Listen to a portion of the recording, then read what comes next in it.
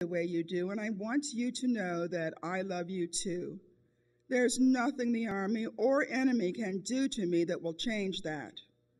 Please send shoe polish, and I would like a small jar of jelly once in a while, and perhaps some peanut butter cookies.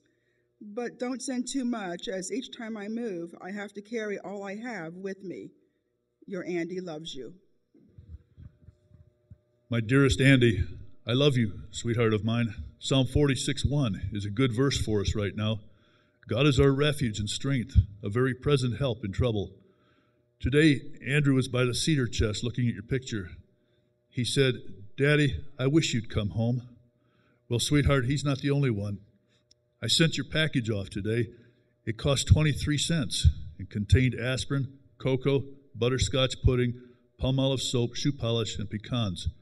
You have two fine sons, sweetheart, and I'll do my best always to keep you alive in their minds until you return. I'll love you, dearest, anywhere and always. My dearest, dear Retha, we are eating twice a day. The amount we get depends a lot on which end of the table you are. If the sugar or jelly starts at one end, it seldom reaches the other. I can get plenty of coffee without sugar and bread, so I have been getting by. I am somewhere in France now. When the train stopped to unload us, it seemed as if a large part of the town turned out to beg. We gave out almost all of the candy and cookies we had. After seeing some of the damages here, I'm glad the war is a long way from our home. What we see here is even more real than what we see in the pictures at home. I had a shower and clean clothes this morning. This is something I hadn't had since I got in France. The rifle I have here is a lot more accurate than the one I trained with. I love you, and I shall do all I can to get back to you in good shape. Your Andy loves you. My darling husband, I love you. Here is our verse for today, Psalm 62:8. Trust in him at all times. Ye people, pour out your heart before him. God is a refuge for us. Today I got 2 V letters and 4 airmail. It takes 12 days for a V letter and 10 for an airmail. I heard on the radio tonight that 400,000 V-mail letters can be put on one plane, but it would take 112 planes of the same size to take the same number of airmail letters. Good night, sweetheart. This is letter 212. With this letter goes all my love. My dearest Retha, I don't seem to be making any headway in learning French. It seems hard to say the words. I pray that the war ends before I have time to learn it. I have been trying to talk with some of the people here, but I believe they are learning English faster than I am learning French. I sure got a wad of letters today. I counted them, 76. If you ever run into any large medical expenses, I suggest you ask the Red Cross to help you get some of that soldiers and sailors relief. I love you, dearest. I sure miss you and the boys. Your Andy loves you.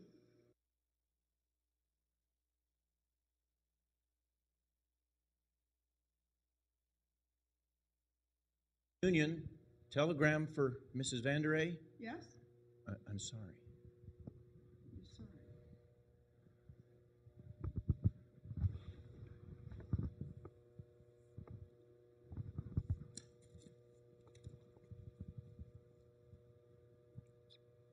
The Secretary of War desires me to express his deep regret that your husband, Private Andrew Vanderay, Jr., was slightly wounded in Germany, 18th March 1945. Continue to address mail for him as formerly or until new address is received from him. Waste kitchen fats. Certainly nothing to us, but they're a vital ingredient in the manufacture of high explosives. That's the stuff that's rocking our enemies right now, fore and aft. The OPA has now authorized your butcher to pay you 2 brown points for every pound of fat you save. 2 brown points and 4 cents in cash. It's certainly pretty good pay for helping to win the war. So keep rendering the fat, pouring it into smooth-edged cans, and bringing it to your butcher. You collect 1 brown point for every half to 3/4 of a pound, 2 brown points for 3/4 of a pound to 1.5 pounds, and so on. These points will be good for any meat or fat purchases, so get your fat in. It's vitally important. To waste fat is unforgivable. To waste anything is setting a horrible example. Certain welcome you today. It's good to have each one of you here today, and we have some special guests we'd like to recognize. But part of the program today is to just let you know, get to meet some of my friends, and they're active military. And last year we got to speak. You got to meet one of my pastor friends that was retired United States Marine Corps. This year we get to have Brother Henry Parrish with us again for the second time. Those of you that don't know, we were talking last night. He's been my friend for 3 years now, and I just met him a while back, and it seemed to me our souls were knit immediately, and I think as you get to know him, you'll understand why. There's a long bio. I just want to let you know that he's been in the Marine Corps since 1996. He was commissioned a second lieutenant then in August 1996, done 2 tours of Iraq, and just came back on his second tour about a little over a month ago. And I asked him to come here some time ago, and we were planning on it, and then he got called up to duty in Iraq, and the Lord worked it out that he could come back, and we're so glad for that. His different badges, it's probably not important to him so much as preaching the gospel, but he's had the Meritorious Service Medal.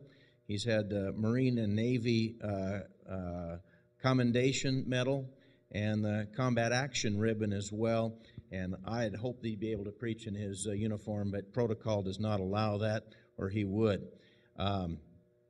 It's just good to have him today, and you get to meet him and hear him in just a few moments. We also have another special guest here. Denny Rehberg's special representative is Larry Anderson, and he's with us today, and I got to meet him a few minutes ago. And do you have a statement or anything you'd like to make for us today? Come on up, yes.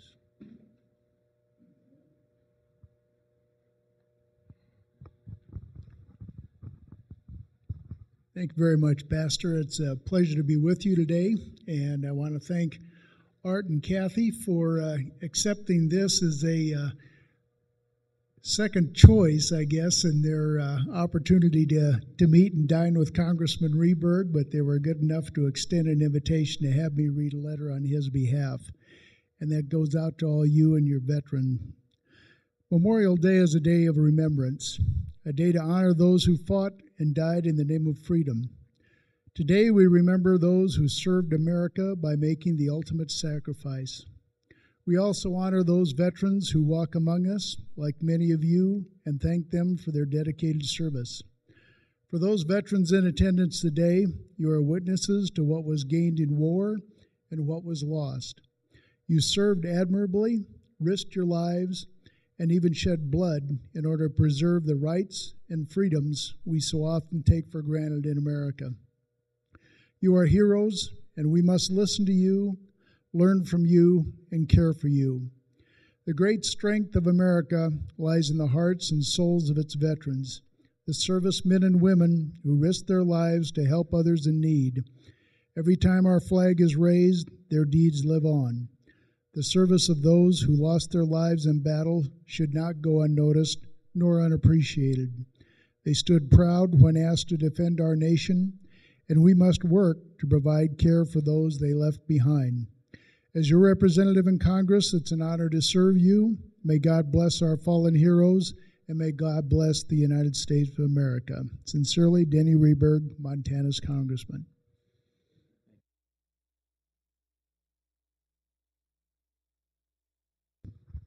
We were able to get this flag. This flag was flown over Washington, D.C. in honor of this day today. There's a plaque up there. I encourage you to read that.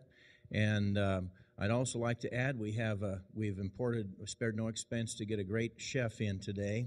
This is Chef Tomas. He's back there. He'll be leading. I don't think he's from France, but he will be barbecuing out there, and we welcome you to stay and for our time of lunch afterwards. So now it's time for a song, brother.